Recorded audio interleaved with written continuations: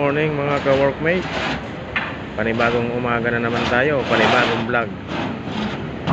Mahirap ang isang buhay ng isang pahinante.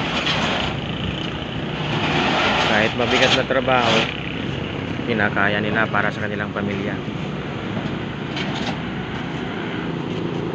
Yan, di mo mga ka-workmate.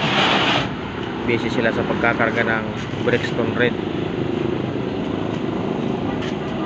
Pan-deliver po yan sa customer namin.